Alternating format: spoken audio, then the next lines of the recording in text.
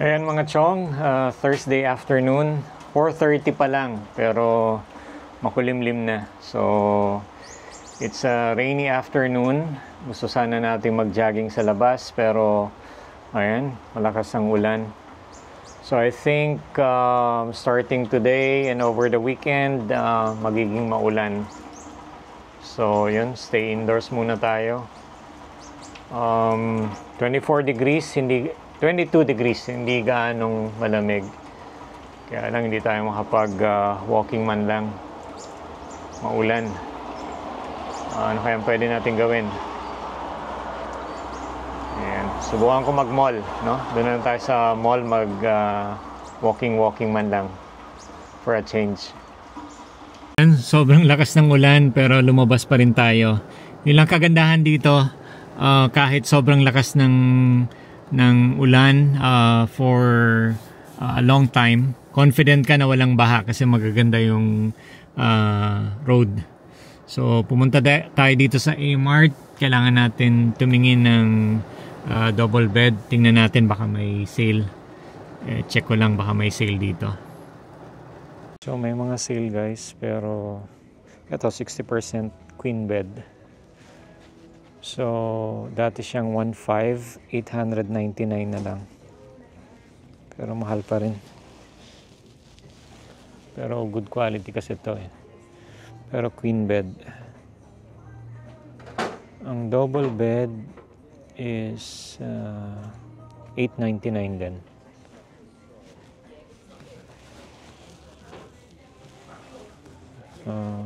Awan ko lang kung anong klaseng wood to.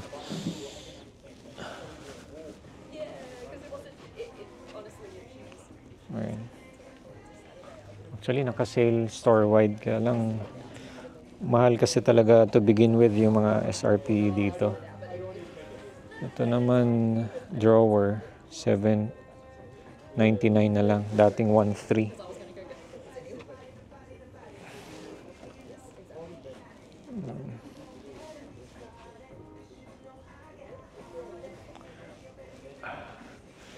Hanap lang ako ng cheap na, I'm not sure kung ano yung ibang store dito na mas mura. Naghanap tayo ng double mattress. Ito, you could not feel yung spring pero 549 AUD. Ito yung maganda. I mean, hindi maganda pero medyo better. Ito naman, 299 but you could feel the spring. Kaya siya cheap.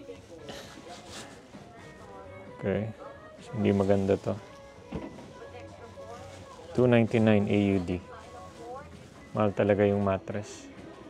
Ito naman, white, 599 ang queen bed. Ayan.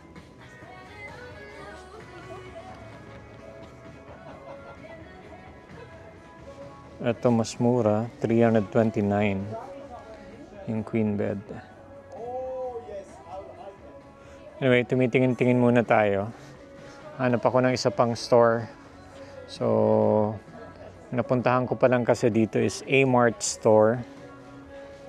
Pero baka meron ding okay sa iba. Ayan, kompleto sa Ricardo's dito mga chong. So, para siyang SM Home.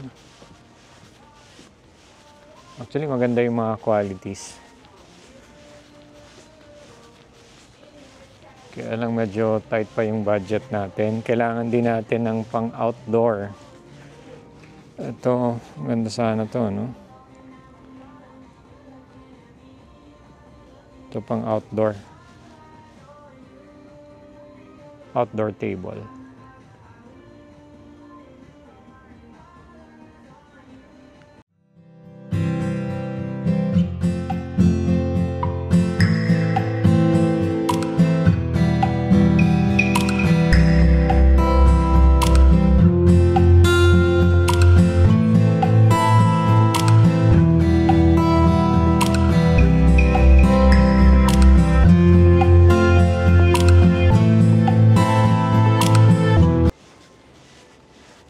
Sana mga naka 60% off. Kaya lang mahal pa rin sa budget natin. Hanap tayo ng iba pang furniture store aside from A-Mart. May makita tayo. Pero at least may idea na tayo. Yung pinakamura na double bed is around $550. And then $549 naman yung mattress na medyo decent na siya in terms of comfortness.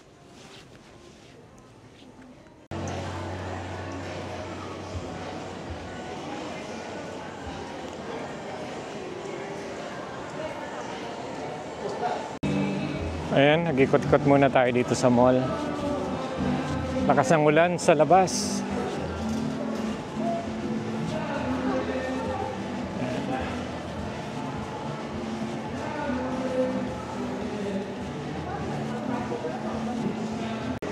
Dito pala tayo sa Westfield Carousel here in Cannington.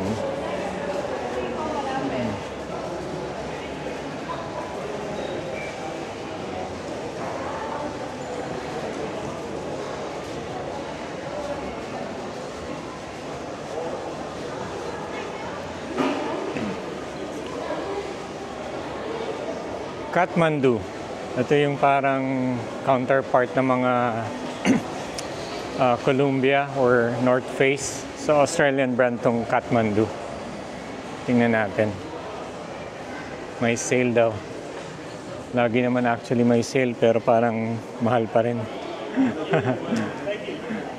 JB Hi-Fi yung mga tech stuff dito. Mga gadgets. JB Hi-Fi ang go-to shop dito.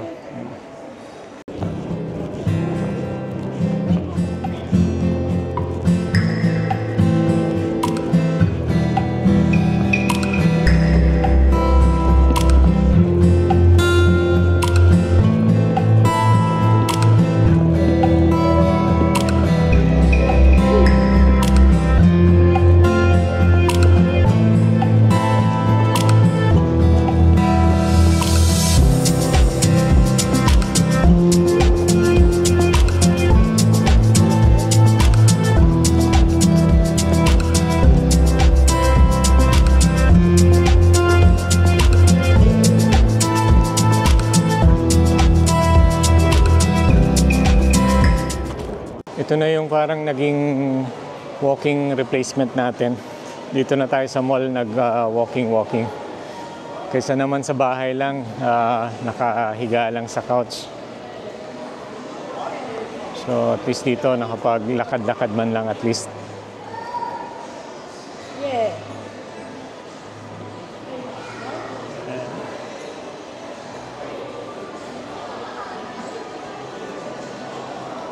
Ano na rin, window shopping. Nakakaliw din minsan yung patingin-tingin eh. Pero hindi naman bibili. Parang kanta yun ah.